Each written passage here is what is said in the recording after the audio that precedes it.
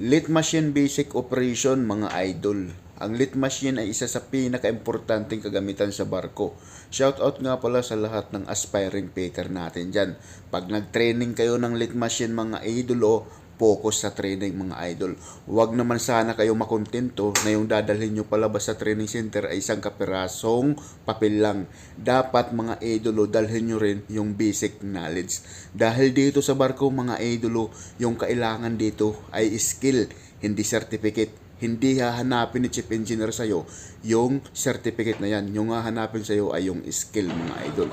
Sana naman paglabas nyo sa training center, madala nyo yung basic knowledge. Subukan natin kung magkakasya dito. Yan ha. Yan o. Suwabe-suwabe o.